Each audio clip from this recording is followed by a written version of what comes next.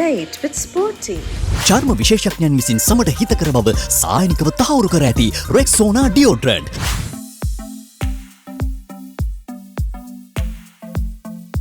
හයි මං අර කලින් කිව්වා වගේ අද ඉන්නේ මම ශෆියා එක්ක. ශෆියා මොකද මේ දවස්වල වෙන්නේ? මේ දවස්වල නම් නැෂනල් ට්‍රයල් එක තියෙනවා 28 මේ මන්ත්. ඒකට ට්‍රේනින් කරන ගමන් ඉන්නේ. සරටම ප්‍රැක්ටිස් කරනවා නේ? මං පොඩි දෙයක් වගේ අහනවා. කවුද ශෆියා කියන්නේ? ඔයා හිතන විදියට. මං කවුද කියලා කිව්වොත් මං ස්පෝටික් ගර්ල් කෙනෙක් කියලා හිතනවා. මම පොඩි කාලේ නම් ඒ කියන්නේ ස්පෝර්ට්ස් කරේ ෆුට්බෝල්. එතකොට ෆුට්බෝල් වලින් තමා ඇත්ලටික් වලට ආවේ. මට ඉන්නවා අම්මී තාත්ති නංගිලා දෙන්නෙකුයි අක්කිලා දෙන්නෙකුයි. ඉතින් චූටි ෆැමිලි එකකින් ස්පෝර්ට් පැත්තට ආපු එකම කෙල්ල ගෙදර. එතකොට ශෆියා පොඩි කාලේ ඉඳලා හිතුවද ඔයා මල්ල ක්‍රීඩාවට මෙච්චර දක්ෂ කෙනෙක් වෙයි කියලා? නැහැ. හිතුවේ නැහැ. මම ෆුට්බෝල් බෙස්ට් ප්ලේයර් කෙනෙක් වෙලා හිටියේ. ඊට පස්සේ ගෙදරින් කැමති නැහැ කියලා නෙට්බෝල් ප්ලේ කරන්න ගියා. නෙට්බෝල් වලින් මැලේසියා ටුවර් එකක් ගියා. ඊට පස්සේ ඒකත් ගෲප් ඉවෙන්ට් නේ. ඊට පස්සේ තාත්ති හැමදාම ග්‍රවුන්ඩ් එක යනවා ප්‍රැක්ටිසස් වලට. ඒත් එක්කම තමයි ඇත්ලටික් වලට ආවේ. එතකොට පොඩි හරි දුකක් නැද්ද ඔයා ෆුට්බෝල් නෙට්බෝල් කියන දේ පොඩ්ඩක් පැත්තකට තියලා මල්ල ක්‍රීඩාවට අවතීර්ණ වෙච්ච එක ගැන? නැහැ. ඒ කියන්නේ මගේ හොඳම එක තමයි ඇත්ලටික් කියලා මම හිතනවා. ෆැමිලි එක ඕනම කොල්ලෙක් කෙල්ලෙක් මොන හරි දෙයකට අවතීර්ණ වෙන්නේ අපි සාමාන්‍යයෙන් හිතනවා අම්මටයි තාත්තටයි මොන හරි ඒ වගේ දෙයක ටච් එකක් තියෙනවා. දැන් ඔයා ක්‍රීඩාවට යොමු වෙලා තියෙනවනේ සමහරලාට අම්මයි තාත්තයි ක්‍රීඩාවට යොමු කරලා තියෙනවා සමහර අයව. ඒගොල්ලන්ට ඒ ටච් එක තියෙන හින්දා. ශෆියාගේ ෆැමිලි එකෙත් එහෙම තියෙනවා. ඔව්. අපේ තාත්තා ඇත්ලිට් කෙනෙක් සහ ෆුට්බෝල් ප්ලේයර් කෙනෙක්. ඉතින් තාත්තිගේ ඩ්‍රීම් එකකට යන්න බැරි වුණ නිසා තමයි මාව ඒ ඩ්‍රීම් එකට යව්වේ. මම ඒ කියන්නේ තාත්තගේ පළවෙනිම ඩ්‍රීම් එක තිබ්බේ තාත්ති ස්පෝර්ට්ස් කරපු නිසා සවුත් ඒෂියන් මෙඩල් එක ලංකාවට ගෙන එක. ඒ වගේම මට පුළුවන් වුණා තාත්තගේ ඩ්‍රීම් එකට යන්න. සවුත් ඒෂියන් රෙකෝඩ් හෝල්ඩර් වෙලා එළියට ආපු එක. දැන් ෆුට්බෝල් කරා කිව්වනේ තාත්තා. දැන් ෆුට්බෝල් එක කන්ටිනියු කරන්නේ නැහනේ. ඉතින් තාත්තට පොඩි දුවක් කරන්නේ නැද්ද ඒ ගැන? නැහැ. තාත්ති අම්මී කැමති නෑ අර ෆුට්බෝල් පැත්තට ගියොත් ටිකක් අර කොල්ලෙක්ව ගේනවා. ඒ පැත්තට ගියොත් කියලා තමයි ඇත්ලටික් වලට යමු කරන්නේ. ඕකේ. ඉතින් ශෆියා මට කියන්න ඔයා 100% ඔයාගේ ලයිෆ් එක ගැන මේ මල්ල ක්‍රීඩාව ගැන ඔයා මේ යන කැරියර් එක ගැන ඔයා සැටිස්ෆයිඩ්ද? ඔව්. ඇත්තටම කිව්වොත් ඔව්. තව ඉස්සරහට මොනවාද ඔයාගේ තියෙන ඩ්‍රීම්ස් මේ ෆීල්ඩ් එකේ යනකොට? මම මුලින්ම යන්න ඕනේ දැන් ඒෂියන් ගේම්ස් ටාගට් කරලා තියෙන්නේ. එතකොට ඒෂියන් ගේම්ස් ගිහිල්ලා කමන්වෙල්ත් උත් ගිහින් තමයි 2028 ඔලිම්පික් යන්න ටයිම් එකක් හදා ගන්න ඕනේ. දැන් අපි කියනවානේ පේරන්ට්ස් ළගෙන් එන සපෝට් එක අපි කතා කරා. ඒ වගේම තමයි ශෆියාට වගේ පර්සනල් ට්‍රේනර් කෙනෙක් ඇති අපි පොඩ්ඩක් ගැන කතා කරමු. ඔව් ඇත්තටම කිව්වොත් පොඩි කාලේ නම් ට්‍රේන් කරේ යත් එක්ක අපේ කෝච් SP විතාන. එතකොට එයත් එක්ක බැලුවොත් දැන් මම වෙන කෝචස් ළඟවට ගියා. එයාව අතරලා ඒක මගේ වැරද්දා. ඉතින් ඊට පස්සේ මම එතනට ආයාවට පස්සේ මම හොඳ ටයිමින් වලට යන්න පුළුවන් වුණා මට ආය. 2014 ඉඳන් අද වෙනකන් ඒ කෝච්ගේ යටතේ තමයි ට්‍රේනින් කරන්නේ. තාත්තා වගේ කිව්වොත් හරි තාත්තා වගේම අම්මී තාත්ති දෙන සපෝට් එකම සර් දෙනවා. මේ වගේ ට්‍රැක් එකක ඔයගොල්ලෝ උදේ හවස ප්‍රැක්ටිස් කරනකොට මොන හරි අමතක වෙන්නේ නැති මොකක් හරි සිදුවීමක් තියෙනවද ලයිෆ් එකේ? අමතක වෙන්නේ නැති සිදුවීම් නම් ගොඩක් තියෙනවා. එකක් ගත්තොත් මම යූත් මීට් එකේ බ්ලොක් එකෙන් පයින්නවා. ඒ කියන්නේ මම පයින් නැහැ. ඒ වුණාට මාව ඩිස්ක්වොලිෆයි කරනවා. එතකොට අනිත් අය කියනවා මාව දුවවන්න කියලා ෆයිනල් එක. ඒත් එතනින් ඩිසිෂන් එකක් තියෙනවානේ ෆයිනල් ඒ කියන්නේ ඒගොල්ලෝ කියන්නේ මම බ්ලොක් එකෙන් පැන්නා කියලා. එතකොට මම ඒ අවස්ථාවේ දුවන්නේ නැහැ. ඒක දුවන්නේ නැතුව මම 400 එකක් දුවනවා ගිහිල්ලා. ඒ කියන්නේ මම 100 එකේ ෆයිනල් දුවන්නේ නැති නිසා 400 එක දුවලා ඒකේ ෆස්ට් වෙනවා. 4 එක දුවලා. ඔයා වගේම මල්ල ක්‍රීඩාවට දක්ෂ අයට දෙන්න මොන හරි ඇඩ්වයිස් එකක් තියෙනවා? ඇඩ්වයිස් එකක් කිව්වොත් අපි වැටුණු තැනින් නැගිටින්න ඕනේ. ඒක මම කියන්න කැමතියි. වැටෙනවා. ඒ වැටෙන තැන් වලින් ස්ටෙප් එකක් තියලා බලන්න කවදා හරි ඩ්‍රීම්ස් වලට යන්න පුළුවන් කියලා. අනිවාර්යයෙන්. මෙන්ටලි හොඳ තැනක ඉන්න එක, හොඳ ස්ටෑන්ඩ් එකක ඉන්න එක තමයි මේ වගේ ක්‍රීඩාවක මේ වගේ පිච් එකක කෙනෙක් ප්‍රැක්ටිස් කරනවා නම් කරන් තියෙන එකම දේ. ඕකේ.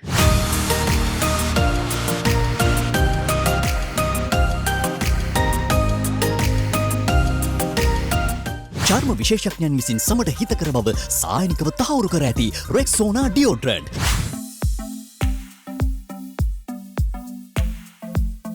ඔයාගේ තියෙනවනේ රෙකෝඩ්ස්. ඔය රෙකෝඩ්ස් 3ක් තියලා තියෙනවා නේද? එකක් දෙකක් ඉන්ඩිවිජුවල් දෙකක් අනිත් එක ගෲප් එකක්. ඒ කියන්නේ රිලේ එකක්. එතකොට වගේ පර්සනල් බෙස්ට් ටයිමින් මම අහන්න යන්නේ නැහැ. මොකද ඒක හරිම ෆුල් සීක්‍රට් අපි ප්‍රැක්ටිස් කරනකොට එහෙම හින්දා. ඔයාගේ පර්සනලි ඔයා අචීව් කරපු දේ සහ ඔයාට දැනුණු දේ වගේම තමයි ඔයා කොහොමද ඒගොල්ලොත් එක්ක ඩේ ටු ඩේ ප්‍රැක්ටිස් කරන්නේ? කොහොමද ඔයාගේ ට්‍රේනින් සෙෂන්ස් යන්නේ? දවස් 4ක් වගේ තමයි අපිට උපරිම ට්‍රේනින් කරන්න සෙට් වෙන්නේ අපි 4 දිනකටම. එතකොට එකමුතුතාවයේ තිබ්බ ඇත්තටම ලංකාවෙන් යද්දිත් අපි හිතාගෙන හිටියේ අපි 4 දෙනා ඒක කරනවාමයි කියලා රෙකෝඩ් එකකට යනවාමයි කියලා හිතාගෙන හිටියේ. ඒ විදිහටම දැන් එක්කෙනෙක් උදව් කරනවා. ඒ 4 දෙනාගේම උදව් කිරීම තිබ්බා. ඒ වගේ ටීම් උපරිම තිබ්බා. එතකොට ට්‍රේනින් වලදී අඩුපාඩු අපි වීඩියෝ කර අඩුපාඩු ටික හදාගෙන මේ ලංකාවෙන් ට්‍රේනින් කරලා ඒ දවස් 4 මදි ඒ 4 ට්‍රේනින් කරලා හොඳට ගිහින් දිව්වා. ඒ විදිහටම රෙකෝඩ් එකකට ගියා 4 දෙනා. ඉස්සරහට තියෙන ටූර්නමන්ට්ස් වලත් ඔයගොල්ලෝ perform කරන්න රෙඩි වෙනවද? මොනවාද ඒ ටූර්නමන්ට්ස්? ඇත්තටම කිව්වොත් මේ දැන් අපිට දැන් රිලේටිව් මේ ලංකාවේ ඉන්නවනේ. එතකොට අපි කැමති අපි 4 දෙනාව දැන් ඉඳන්ම ඒ මීටරට ට්‍රේන් කරවන්න කියලා. එතකොට එකට එකතු කරලා එහෙම කැමතියි අපි. එතකොට අපිට තව ඉම්ප්‍රූව් කරගන්න පුළුවන් අපේ ටයිමින්. මීට් එකට යන්න කලින් සතියේ වගේ අපිට බැටන් චේන්ජ් වලට එන්න කියද්දි අපහසුයි ඇත්තටම. එතකොට අපේ ඉන්ඩිවිජුවල් ටයිමින් ටිකත් හදා ගන්න ඕනේ. දුර තියලා තමයි ප්‍රැක්ටිස් කරන්න ඕනේ. ප්‍රැක්ටිස් කරොත් බැටන් චේන්ජ් වුණත් 4 දෙනාම එකට ඉඳලා ප්‍රැක්ටිස් කරොත් දැන් ඉඳන්ම සවුත් ඒෂියන් ගේම්ස් වලට ඒ වගේම ඒෂියන් ගේම්ස් වලට කොමන්වෙල්ත් ගේම්ස් වලට එතකොට ඒ ටීම් වර්ක් එක තිබ්බොත් අනිවාර්යෙන් ගෝල්ඩ් එකට යන්න පුළුවන් ඒෂියන් ගේම්ස්. අනිවාර්යයෙන්ම. ඔය රිලේ එක දුන්නකොට ඔය ෆෝර්ත් ලැප් එක තමයි දීපේ. එතකොට තර්ඩ් එකේනා ටයි තමයි ඇවිල්ලා ඒක දුන්නේ. ඊටු ටික ඇදලා දුන්නේ ඔයා. ඉතින් ඔයාට මොනවාද හිතු ටිකක් බය වෙලා හිටියේ. එතකොට මම කියන්න ඕනේ මම ලංකාවේ ටීම් එකේ තර්ඩ් ලැප් තමයි දුවන්නේ හැම මීට් එකකටම ගිහිල්ලා. එදා මම ලාස්ට් ලැප් එක ගන්නවා. ඒ කියන්නේ මම ඩිෆෙන්ස් සර්විස් මීට් එකේ හොඳ ටයිමින් එකක් දුවලා පර්සනල් බෙස්ට් දුවලා තමයි ඒක ෆෝර්ත් ලැප් එකට මාව යොමු කරන්නේ. නැත්නම් මම තර්ඩ් ලැප් සෙකන්ඩ් ලැප් තමයි දුවන්නේ. ෆෝර්ත් ලැප් එකට දැම්මම ටිකක් බයයි ලාස්ට් ලැප් එක. එතකොට ලැප්ස් ගන්න සිලෙක්ට් කරන්නේ කවුද? ෂෆී සාමාන්‍යයෙන් ඔයගොල්ලන්ගේ කෝච් කරන කෙනාද නැත්නම් වෙන කෙනෙක් ඉන්නවද? අපි 4 දෙනාගේම කෝචස්ලා 4 දෙනාම එකතු වෙලා තමයි ඩිසයින් කරන්නේ. මිනිස්ට්‍රියෙන් අපිට මැනේජර් කෙනෙක් හම් වෙනවනේ මීට් එකට යන. ඒ මැනේජර්ත් එක්ක එකතු වෙලා තමයි කටියම කතා කරලා ගන්න ඩිසිෂන් එකක් තමයි අන්තිමට වෙන්නේ. රයිට්. මම හිතනවා ඒගොල්ලෝ හොඳම ඩිසිෂන් එක අරගෙන තියෙනවා කියලා ෆයිනල් එකට දාලා ඉවර වෙලා. ඉතින් කටියට මොකද්ද තියෙන කොහොමද හැංගුනේ ඔයගොල්ලෝ එක වින් කරාට පස්සේ වා ලීඩ් එක අල්ලලා දුන්නාට පස්සේ? ඒක හිතා ගන්න බෑ. අපි කොහොමත් හිතාගෙන ගියේ ඒ වුණාට අපි හිතුවේ නෑ අපි ගැප් කරලා රේස් එක දුවයි කියලා. ඒ විදිහටම කොහොම හරි දුවලා එනම සතුටුයි. අනික 4 දෙනා මේ වෙලාවේ එකතු වෙලා ලංකාවේ කොඩියත් පිටේ දාගෙන 4 දෙනාම එකට ඒ ෆොටෝස් දකිද්දිත් තවදුරටත් ඇඬෙනවා. ඉතින් හරිම ආඩම්බරයි ඔයගොල්ලෝ ගැන ඒ වගේම තමයි රට ගැන. thank you. චර්ම විශේෂඥයන් විසින් සමට හිතකර බව සායනිකව තහවුරු කර ඇති රෙක්සෝනා ඩියෝඩ්‍රන්ට්.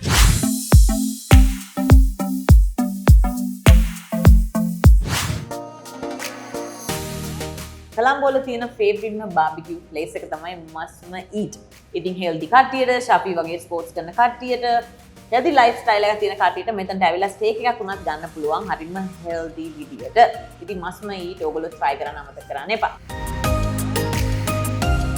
එතකොට ඔයා කොළඹවල ට්‍රේනින් ඉවර වෙලා ඔයා ඉන්න නුවරට travel කරන්න ඕනේ.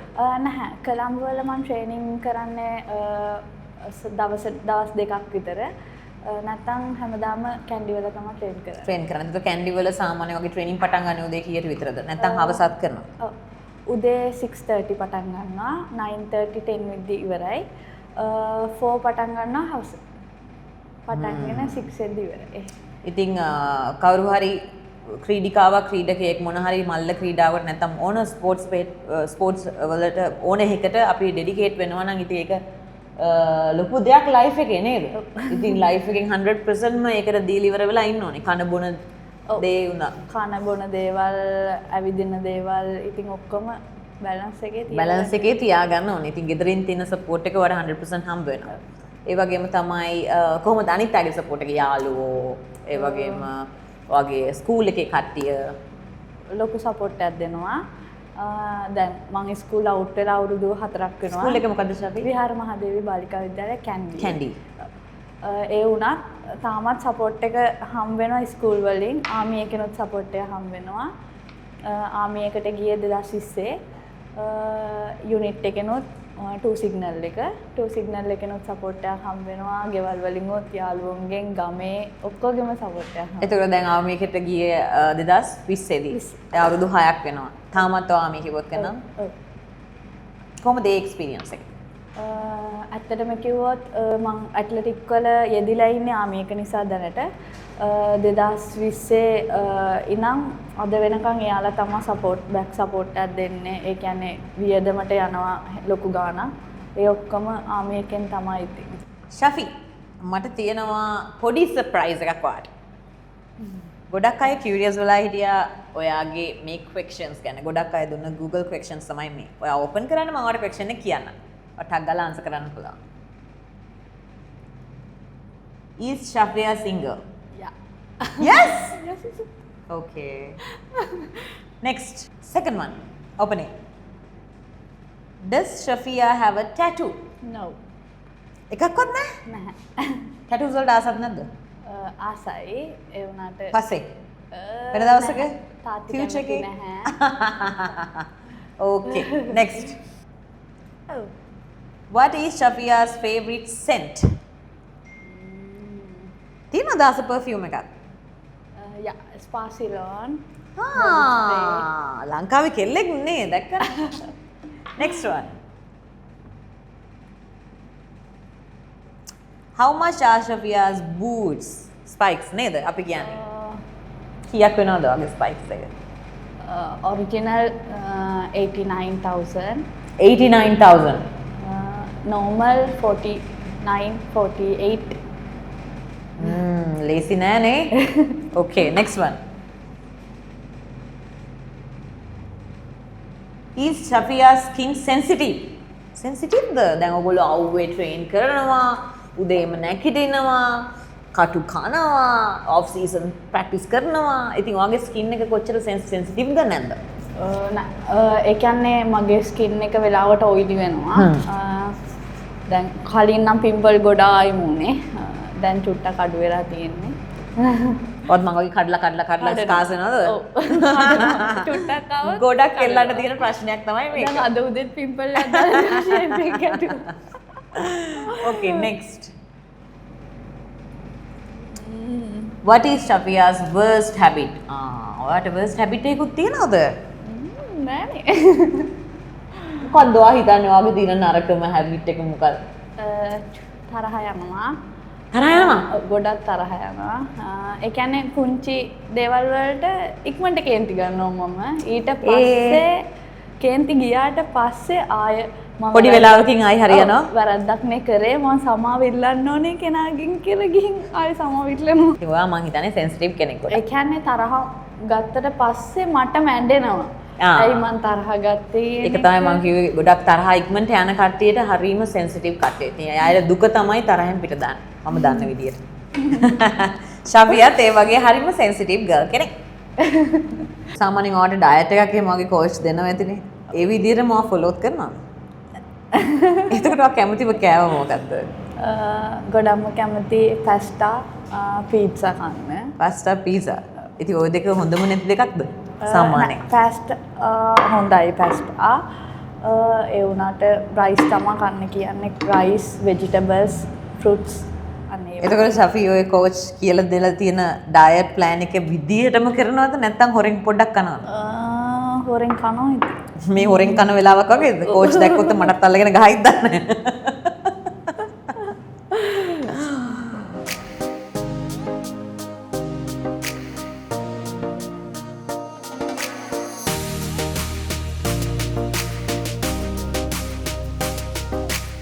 චර්ම විශේෂඥයන් විසින් සමට හිතකර බව සායනිකව තහවුරු කර ඇති රෙක්සෝනා ඩියෝඩ්‍රන්ට්.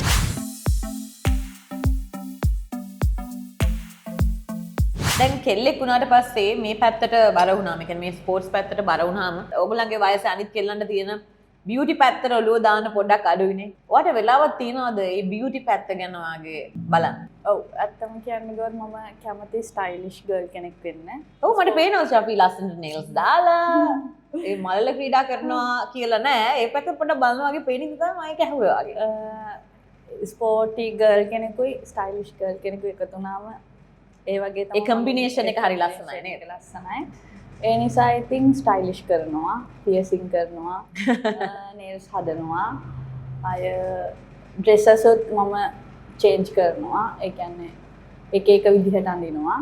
ඉතින් ෂාෆි හිතනවාද ස්පෝර්ට්ස් කරන ගර්ල් කෙනෙක්ට සාමාන්‍යයෙන් ලංකාවේ එහෙම ස්ටයිල් පැත්තක් තිබ්බට පස්සේ කොච්චර හෙල්ප් එකක් වෙනවද ඔයගේ ෆියුචර් එකට? ඒ දෙකම හොඳට තිබ්බොත්. ඔව් ඒ කියන්නේ ස්පෝර්ට්ස් කරද්දී කියන්නේ කොල්ලෙක් වගේ වෙනවා කියන මට්ටම තියෙනවනේ ගොඩ. ඔව්. මං කියන්නේ ස්ටයිල් පැත්තත් එකට හදාගත්තොත් ලස්සනේ අර ගර්ලි ගතියක් තියාගෙන ස්ටයිලිෂ් ස්පෝර්ට්ස් වුමන් කෙනෙක් වෙන එක. අනික මිනිස්සුන්ට දකින්නොත් අවුට්ලුක් එක තමයි ගොඩක්ම වැදගත් මුලින්ම. රයිට්. අපිව කෙනෙක් ඕන කෙනෙක්ට මතක හිටින්න.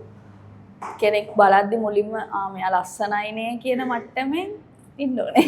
හරි. ෂාෆි ආදරේ කරලා තියෙනවද? දැන් මට කියන්න එපා අම්මගේ තාත්තගේ ආදරේ, නංගිගේ මල්ලිගේ ආදරේ. ආදරේ කරා. දැනට ආදරේ කරන කෙනෙක් නැහැ. එතකොට ඇට්ලටික් කරද්දී සපෝටිව් එක ඕනේ. ඒ සපෝට් එක දෙන්නේ නැත්නම් එතන ඇට්ලටික් කියන්නේ මගේ මතේ නම් සපෝටිව් නැතුව අමාරුයි ඉස්සරහට ඇට්ලටික් කරගෙන යන්න අමාරුයි. ඒ නිසා සපෝටිව් බොයිෆ්‍රෙන්ඩ් කෙනෙක් ඕනේ. අනිවාර්යෙන්. මොන ෂාෆි සපෝටිව් බොයිෆ්‍රෙන්ඩ් කෙනෙක් ඕනේ.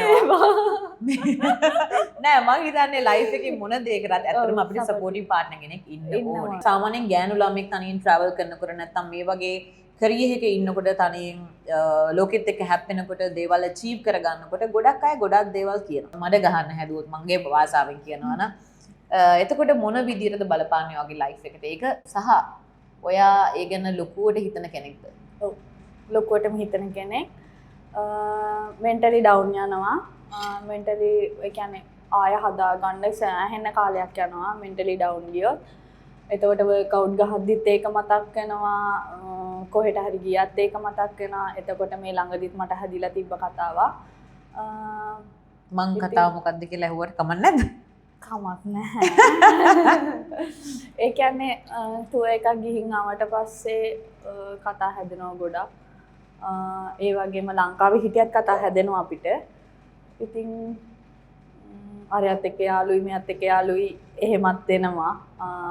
ඉතින් ඒව තමයි ඉතින් කොහොමද මොන ෆීල්ඩ් එකේ කොයි විදිහට හිටියත් බොරු කතා හැදෙනවනේ සාමාන්‍යයෙන්. ඒක සාමාන්‍ය. ඒ වුණාට අර හිතන්න නැතුව හිටියත් ඒක මෙන්ටලි ඩවුන් යනවා. එහෙම බොරු කතා හදද්දි. කියන කට්ටිය කියපු දෙන් කියලා ඉන්නවා. ඒ වුණාට අර ටිකක් ඩවුන් යනවා මම. පළ ඇති වෘක්ෂරනේ ගල් ගහන්නේ කියලා හිතලා ඉන්න එක තමයි හොඳ. yes definitely. ගොඩාක් අය කතා වෙන දෙයක් තමයි සාමාන්‍යයෙන් ස්පෝර්ට්ස් කරන කට්ටිය ස්පෝර්ට්ස්මන්ලා සාමාන්‍යයෙන් මීඩියාත් එක්ක පොඩ්ඩක් කොලැබොරේෂන් එකක් එහෙම යනකොට සෑහෙන්න තමන්ගේ කරියර් එක පොඩ්ඩක් අමතක කරලා අර පැත්තට ෆේස් කරනවා වැඩි, අර පැත්තට ලීන් වෙනවා වැඩි. මොනවද ඔය ගැන හිතන්නේ? එහෙමනම් වෙන්නේ නැහැ. ඒ කියන්නේ ඒ පැත්තත් අපිට ඕනේ. එතකොට අපිට දැන් හැමදේම ගෙදරින් ඉල්ලන්න බෑනේ, මට නෙවෙයි. ඒ කියන්නේ මට නම් ඉතින් ආමි එකෙන් සැලරි එකක් ගෙවනවා මන්ත්ලි. එතකොට අනිත් ක්‍රීඩිකාවන්ට හැමදාම ගෙවල් වලින් සල්ලි ඉල්ලන්න බැරි නිසා ඒ වගේ ප්‍රොමෝෂන්ස් හම්බුනොත් ප්‍රොමෝට් කරන්න හම්බුනොත් ඉතින් ඒක හොඳයි. ඉතින් එතකොට එතනින් එන සැලරි එක මේ එයාලගේ වැඩ කටයුතු වලට යොදව ගන්න පුළුවන්. මම දන්න විදිහට ෂාෆි සාමාන්‍යයෙන් බ්‍රෑන්ඩ්ස් දෙක තුනක වර්ක් කරනවා. ඉතින් ඔයාත් ඒ දේවල් ලස්සනට බැලන්ස් කරගෙන කරියර් එක හොඳට තියාගෙන යනවා. ගොඩක් අයට අමතක වෙන දෙයක් තමයි ඇත්තටම කරියර් එක අමතක වෙනවා මීඩියා පැත්තෙන් පොඩක් උස්සලා තිබ්බට පස්සේ ඒ පැත්තට විතරක් ඔලුව දාන්න. එක්සෝනත් මම වීඩියෝස් වලට යනවා. එතකොට මට නම් එහෙම ඉෂුස් වෙලා නැහැ. ඒ නිසා හැමදේම ඉතින් බැලන්ස් ඔව්, කරගෙන balance කරගෙන යනවා. කරගෙන ගියොත් එම ඔව්. තමයි ගෝල් එකට යන්න ගෝල් පුළුවන්. එක ඔළුවේ තියාගත්තොත් ඉතින් ඕන දෙයක් කොච්චර කරගන්න. වැඩ තිබ්බත් ඒ ගෝල් එකට යන්න පුළුවන්. පර්ෆෙක්ට්. ඉතින් ඔය දවස් ඉස්සෙම ට්‍රේන් කරන ළමෙක්නේ. ඉතින් ඔය උදේ ඉඳන් හවස වෙනකන් ට්‍රේන් කරනවා. ඔයාලට ෆ්‍රෙෂ් පිට ඉන්න අමාරුයි. දවසෙම දාඩියත් එක්ක අවුවේ ස්වෙට් වෙනවා. ඉතින් මේ ඔක්කොටම හරියන්න ඔයාලට රෙක්සෝනා එකෙන් අපි ලස්සන gift pack එකක් දෙනවා. ඉතින් මේක ඔයාට ගොඩාක්ම help කරයි. දවස් 30ෙම ට්‍රේන් කරගෙන ස්වෙට් වෙන්නේ නැතුව හරි ෆ්‍රෙෂ් පිට ඉන්න පුළුවන්. ඔයා මේක use කරොත්. This is a small gift pack from Rexona deodorant. Thank you. මම යූස් කරන්නේ මේ බ්‍රෑන්ඩ් එක. Ekane. Thank you for talking with me. Thank you for having lunch with me. Thank you for joining Date with Sporty. මම ඔයාලට විශ් කරනවා ඔයාගේ හැමදේම හරියන්න කියලා, ඔලිම්පික් ඩ්‍රීම් එක හරියන්න කියලා, ඉස්සරහට ඔයා කරන වැඩ කටයුතු හැමදේම හොඳටම වෙන්න කියලා. Thank you. චර්ම විශේෂඥයන් විසින් සමට හිතකර බව සායනිකව තහවුරු කර ඇති රෙක්සෝනා ඩියෝඩ්‍රන්ට්. හරි. ඉතින් අද දවසේ මගේ ඩේට් එක මගේ ෆේවරිට්ම රෙස්ටොරන්ට් එක මස්ම ඊට් වල ඉඳගෙන මම ඉවර කරනවා. මේ වගේම හොඳ ඇත්ලීට් කෙනෙක්, දක්ෂ ඇත්ලීට් කෙනෙක් අරගෙන මගේ next date එකට මම ආපහු වෙනවා. ඉතින් මතක ඇතුව අපේ channel එක subscribe කරන්න, bell icon එක click කරන්න. This is Sara Abeyවර්ධන. I'll see you guys next time. චර්ම විශේෂඥයන් විසින් සමට හිතකර බව සායනිකව තහවුරු කර ඇති රෙක්සෝනා ඩියෝඩ්‍රන්ට්.